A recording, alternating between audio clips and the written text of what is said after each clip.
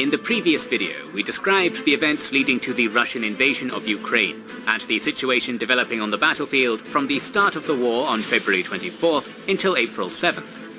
Contrary to almost unanimous expectations, Russia, which has long been described as the country with the second strongest military in the world, was unable to defeat Ukraine. Russia's plan to rapidly force Ukraine into submission through overwhelming firepower on 4 different fronts utterly failed. The Ukrainian army, supported by the Western weapon supply, managed to withstand the initial Russian offensive without losing any of its major cities, save for Kherson in the south. Ukraine prevailed in the Battle of Kiev and forced the Russian army to withdraw from the Kiev, Zhytomyr, Chernihiv and Sumy oblasts. It held the line around Kharkiv. Despite the initial success of the Russian army in the south, namely the capture of Kherson, Russia failed to reach its main objective of capturing Odessa and taking the whole Black Sea shore under its control. It still looks like Russia's best bet to succeed is on the Donbass front, where Russia and its separatist allies have been making slow but steady progress since the beginning of the war. Moreover, the terrain of Donbass is more suitable for the Russian strategy of overwhelming the adversary through superior firepower.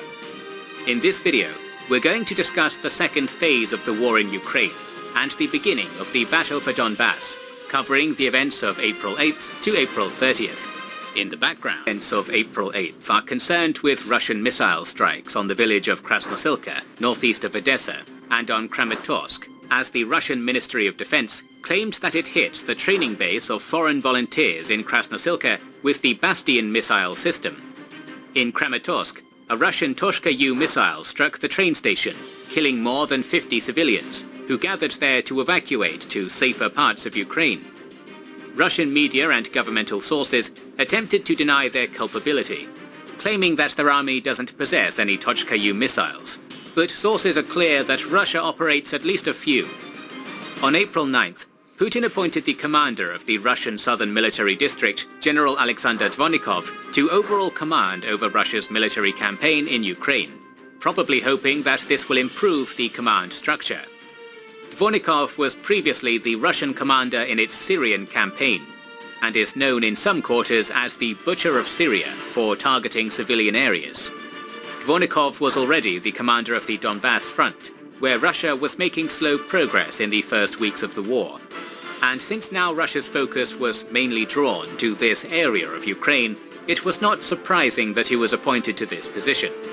But so far, nothing is indicating that Dvornikov has changed the overall military strategy of Russia in Ukraine, as Russia is still struggling to establish any kind of supremacy on the battlefield. In general, on April 8th to 10th, there were no major military and operational developments on the fronts. The Russian 1st Guards Tank Army took Breshkivka south of Izium, but was stopped in Dubrovna and Tavhenka.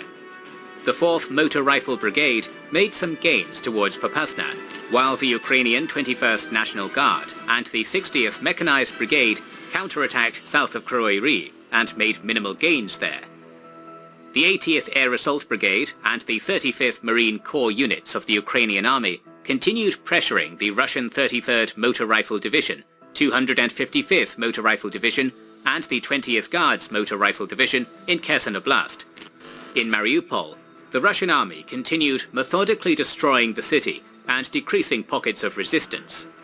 By this point, it had become increasingly clear that the Russian units around the city of Kharkiv and in the occupied south of the country would not be attempting any major offensive operations, as their main goal had become to keep the Ukrainian units in these regions busy in order to prevent them from being redeployed to Donbass. The meeting of the Austrian Chancellor Karl Nehammer with Vladimir Putin in Moscow on April 11th, which was the first visit by a Western leader to Russia since the start of the invasion, indicated that Russia was still resolute in its willingness to continue its campaign in Ukraine, despite major setbacks and losses on the battlefield. Nehammer said that Putin believed that he was winning the war. On April 12th to 13th, the most important events developed in besieged Mariupol. By then, the main pocket of resistance of the Ukrainian forces was the Azovstal Iron and Steel Works, which is like a city in a city, covering almost 11 square kilometers of land with underground tunnels stretching to almost 24 kilometers. This also turned Azovstal into a shelter for civilians, along with being almost an impregnable fortress. On April 12th, the Azov battalion claimed that Russia used some sort of chemical weapon against them in Azovstal, but this claim was not proven. On April 13th, a group of soldiers and officers from the Ukrainian 36th Marine Brigade reportedly surrendered to the Russians after days of fierce resistance, which demonstrates just how dire the situation of the Mariupol defenders was. Still, another group of the 36th Marine Brigade joined Azov in the defense of Azovstal. The Ukrainian army lacked the capacity to break the siege of the city, which basically left the remaining Mariupol defenders on their own. But April 13th also brought a huge propaganda win for Ukraine. Ukraine claimed to hit the flagship of the Russian Black Sea Fleet, the Moskva cruiser, with 2 Neptune anti-ship cruise missiles. While Russia denied the Moskva was hit by a missile, it acknowledged an explosion on the cruiser and its subsequent sinking. Our video on that topic has been published and you can watch it via the link in the description and top right corner. On April 14th, Ukraine carried out the second helicopter attack in Russia, this time in Bryansk Oblast. Russia claimed that residential areas were shelled in Klemovo and Spodoreshino. Ukrainian sources countered with the claim that the Russian army shelled its own village during the attempt to bring down their helicopter. The situation on the front remained relatively stable. Russia continued its tactic of sending small groups of reinforcements to the front line in Donbass and engaging in offensives with small units. This is probably an indicator that Russia continued to suffer from its inability to coordinate offensive actions among large land and air units to gain any decisive advantage on the battlefield. While Russia made some very minor gains in the Donbass front, Ukraine claimed to liberate Rohan in Kharkiv Oblast and some villages and towns north of Kherson. Also, reports of major partisan activity in Melitopol emerged on these dates. On April 16th to 17th, Russia completed the capture of the port of Mariupol, now reducing the Ukrainian resistance in the city only to the Azovstal. On April 18th, the Ukrainian President Zelensky stated that Russia had started an offensive in the Donbass region, which indicated that the redeployment of Russian units from the Kyiv and Kharkiv fronts to the southeast had largely been completed. Overall, on April 16th to 18th, Ukraine made some gains southeast of Chuhuiv as the 2nd Brigade liberated Malinivka, Lebiezha and Basilivka, while also reinforcing the vicinity of Kharkiv with the 93rd Mechanized Brigade, either for Kharkiv's defense or for a potential counterattack. Russia's main offensive operations on these days took place towards Hulepole by the 71st Guards Motorized Rifle Regiment, 42nd Guards Motor Rifle Division, 291st GMRR and 42nd GMRD, which was repelled by the Ukrainian 110th Territorial Defense Unit. On April 19th to 21st, Russia captured Kremina in Luhansk Oblast and made progress in Rubizhne and Popasna. It was estimated that on these dates, Russia had around 25 BTGs on the front from Izium to Popasna, but even such a large concentration of troops did not enable Russian forces to make any sort of rapid advance. The Russian attempt to regain Malinivka failed. Elsewhere, the Russian 13th GTR, 4th GTD, 752nd MRR and 3rd MRD attack on Brashkivka, Divbrona and Dovhenka was repelled by the Ukrainian 81st Air Assault Brigade and 2nd UVC Battalion. The 1st Air Assault UVC defended Avdiivka from the 60th SG-MRB and elements of the 5th CAA, while Sparta Battalion of the DNR Separatists and the Khan Battalion saw their attack towards Marinka fail against the 54th Mechanized Brigade. In Zaporizhia, the 59th Motorized Brigade repelled the Russian invaders in Orikiv. The 110th Territorial Defense Unit defeated an attack on Halaypola. The assault on Temirivka and Velika Novosilka of the 70th GMRR and 42nd GMRD failed too. Russia also failed to take Tradolyobivka south of Kryvyi Rih as the 60th Mechanized Brigade defended the town from the 11th GAAB. On April 20th, the Ukrainian commander of the 36th Marine Battalion in Mariupol, Major Serhiy Volhyna, made what he called his last address to the world, where he stated that the Ukrainian defenders of the city were running out of supplies. The unlikeliness of breaking the encirclement of Mariupol made the loss of the city almost inevitable, but the Azovstal was still standing. Despite this, on April 21st, Putin declared victory in Mariupol as he ordered the defense minister, Sergei Shoigu, to blockade the Azovstal instead of trying to capture it, which would cause massive amounts of casualties. 12 BTGs were reported to be involved in the siege of Mariupol, and the announcement of the victory in Mariupol would free many Russian units to be redeployed elsewhere, while some of them would have to stay to maintain the blockade. It is unclear how battered these units were, and how many of them could have joined the Zaporizhian front. On April 22nd, the deputy commander of Russia's Central Military District, Major General Rustam Minikiev, stated that the aim of the second phase of the Russian campaign in Ukraine was to take Donbass and southern Ukraine under full control, along with creating a land corridor with Transnistria, a pro-Russian separatist puppet regime in Moldova, where according to him, there was evidence that the Russian-speaking population is being oppressed. In reality, this breakaway Moldovan territory has been under Russian control for almost 3 decades, and Moldova never made serious attempts to change the situation. Still, this demonstrated that the war in Ukraine could escalate, and would bring Moldova, and potentially its NATO member ally Romania, into the conflict. On the 23rd to 28th of April, most important developments and heavy fighting once again took place on the Donbass front. On April 24th, the units of the 201st Military Base of Russia seized Lozova in the Donetsk Oblast and reached the outskirts of Liman. It also ensured minor advances around Severodonetsk, capturing several small towns and building a pontoon bridge across the Krasna River, west of Severodonetsk. On April 26th, the Institute of War Studies analyzed how Russia had changed its approach to offensive operations and had started to apply a sounder and safer pattern of operational movement in Donbass, particularly along the front line from Izium to Rubizhne. Instead of continuous frontal assaults of separate units along vast fronts, with weak logistical support and weak fire support from supporting units, Russia had started pushing the Ukrainians down by moving through more or less parallel roads within supporting distance of each other, ensuring protection for each other from the flanks. On these dates, Russia was pushing from Izium southwest towards Bavinkovo and southeast towards Slovyansk. There are also several columns bypassing Rubizhne with an intent to encircle the city. It looks like a potentially coordinated move from Izium in the north and from the separatist-controlled Donetsk Oblast in the south to encircle the Ukrainian troops fighting in Slovyansk, Kramatorsk, Severodonetsk, Lysychansk, Rubizhne, Popasna, and surrounding areas. If such encirclement is secured, it will be a major problem for Ukraine. But it is yet to be seen whether depleted and demoralized Russian units still have the capability for such a breakthrough. The Russian doctrine calls for 2 circles to be formed around the enemy pockets, with the bigger outer one tasked with repelling counterattacks from outside the pocket, and the second inner one to fight and reduce the pocket with concentrated direct and indirect fire, as well as aerial attacks. It is not clear if the Russians have enough manpower to create even 1 circle in such a vast area, let alone 2.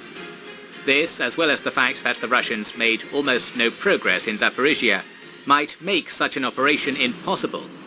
It should be noted that on the 27th, the Russian Chief of General Staff, the second highest leader of the Russian army, Valery Gerasimov, was appointed the overall commander of the Izium offensive, which proves how crucial this area is for the Russian plans, and might imply that Putin is not entirely happy with Dvornikov's progress.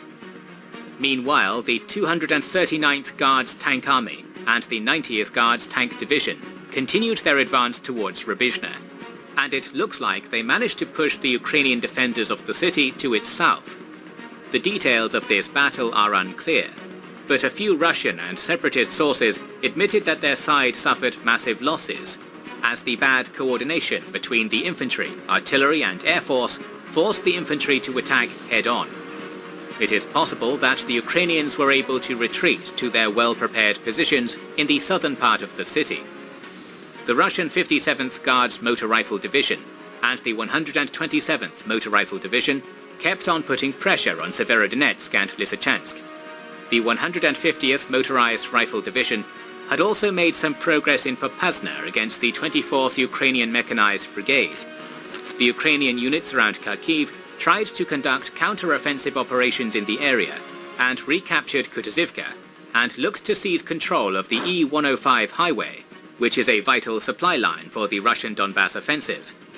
But Russia continued maintaining a large presence in the area, which the Ukrainian General Staff estimates at least 7 BTGs of the 6th CAA and naval infantry of the Baltic Fleet. This prevents Ukraine from redeploying its units in the area to Donbass. On April 23rd to 28th, Russia continued to conduct offensive operations along the Orkhiv-Velika-Novosilka line in Zaporizhia, bolstered by some of the units redeployed from Mariupol. While the 59th Mechanized Brigade held their positions in Orkhiv, and the 110th Territorial Defense Unit repelled the attack of the 42nd Guards Motor Rifle Division in Huliepila, other elements of the 42nd Guards Motor Rifle Division and the 163rd Guards Tank Regiment made several kilometers of progress in Temirivka and Velika Novosilka, but were eventually stopped by the 53rd Mechanized Brigade and overwhelming artillery shelling. Again, the final goal of the Russian operations in Zaporizhia is not entirely clear. The goal may be to stop the redeployment of the Ukrainian troops to Donbass, or to achieve a breakthrough on the Orkhiv-Velika-Novosilka line to attempt a broader encirclement of the Ukrainian units in Donbass. In South Ukraine, both sides tried to make gains, but the situation remained stable, as Russia made small gains towards Alexandrivka and Tavrizhka, while there was notable Ukrainian partisan activity in Kherson and Melitopol, where Ukrainian saboteurs managed to destroy the railway bridge across the Malye-Utliok River, creating further problems for the Russian logistics out of Crimea.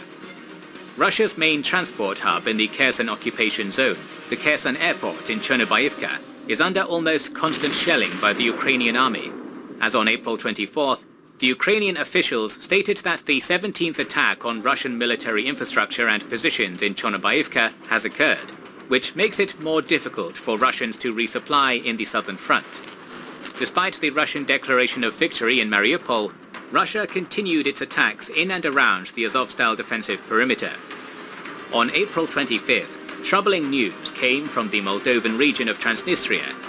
Explosions at the so-called State Security Ministry in Transnistria were reported, which Western experts assessed to be a probable false flag attack by Russia to create an excuse for a potential intervention into Moldova.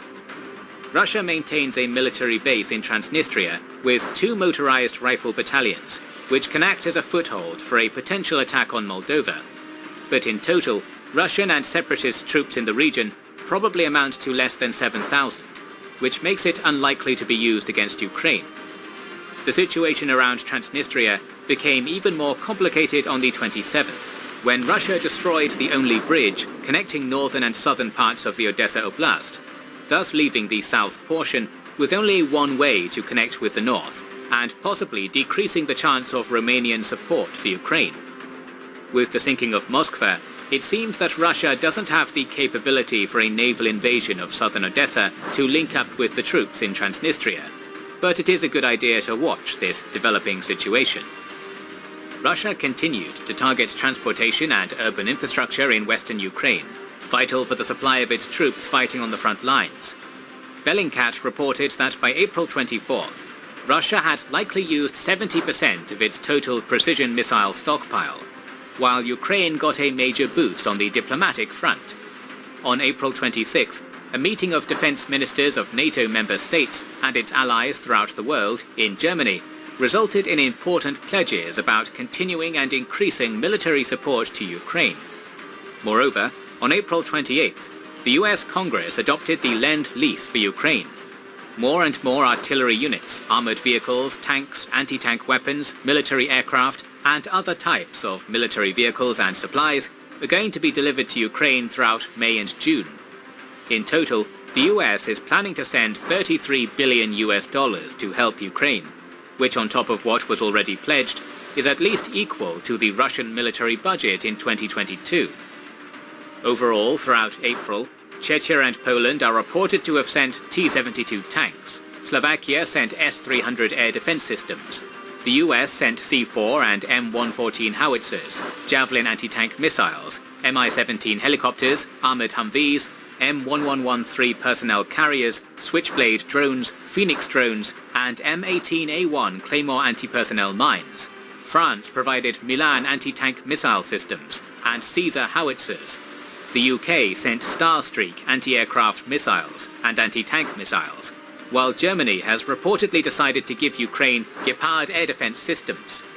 The decrease of the Russian precision missile stockpile handcuffs Russia from completely disrupting the import of this military supply, despite the assurances of Putin to make a lightning-fast response to any intervention from a third party into the war in Ukraine.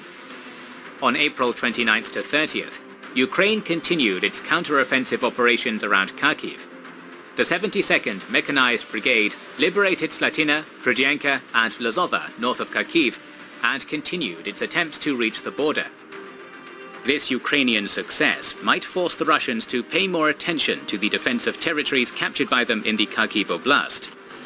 South of Izium, Russia continued its unsuccessful attempts to take strategically important Bavinkova, while the 74th Guards Motor Rifle Brigade advanced to Yampil, inching a bit closer to the Seversky Donets River, where analysts claim the Ukrainians are planning to make a stand. Heavy battles continued in Popasna, Rubishna, and along the Severodonetsk salient. It was reported that Ukraine deployed the 4th and the 17th Tank Brigades to bolster their defenses in what is now the most important theater of the war. The second phase of the Russian invasion of Ukraine has not brought any major breakthroughs for the Russian army. Russia has made some notable gains along the front line between Izium and Popasna, but the Ukrainian defenses are intact and are awaiting a new supply of much-needed weapons from its allies. Ukraine's ability to redeploy reserve units to this area proves that they have the capability and manpower to bolster its defenses. Despite some notable gains around Kharkiv, at this point, military experts doubt that Ukraine has enough firepower for an extended counter-offensive campaign against Russia, particularly in Donbass. But this could change with the deployment of new weapons, artillery units and military vehicles promised by the West to the front line, while Russia's weapon and manpower reserves are diminishing.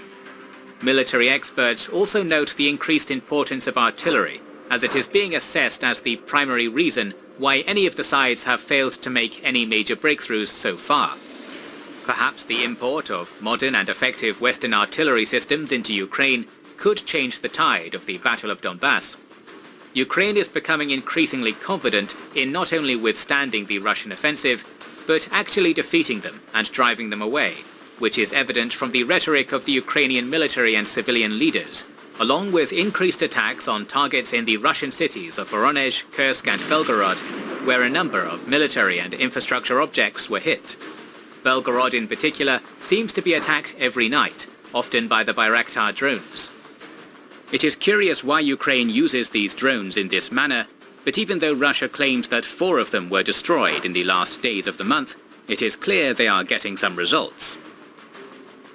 Along with that, on May 2nd, an explosion at the Perm ammunition plant occurred, and while it is still unclear how this happened, it could have easily been a saboteur job, similar to the way Belarusian opponents of the Russian invasion on occasion disrupted Belarusian railway supply lines to Russian troops fighting for Kyiv. On the last day of the month, Ukrainian sources claimed that the artillery barrage conducted against the Russian staging area near Izium killed another Russian major general, commander of the 2nd CAA, Andrei Simonov. According to the sources, 30 vehicles were destroyed and between 100 and 200 soldiers and officers were killed. Claims that the overall commander of the Izium offensive, Gerasimov, was wounded during the attack would prove to be false, but Simonov might be the 9th Russian general killed in this war. There are some expectations that the war in Ukraine would end before May 9th, the day on which Russia celebrates the victory in the Great Patriotic War. The general Russian rhetoric indicated that reaching the administrative borders of Donetsk Oblast and Luhansk Oblast would be propagated to the Russian public as a victory.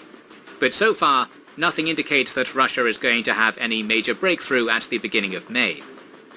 There have been some indicators of the Russian plan to declare the creation of new separatist regimes in captured regions of Ukraine, particularly in Kherson, where Russia is actively looking for local collaborators to appoint as new civilian administrators of occupied regions, and declared its intent to start using Russian rubles in those areas.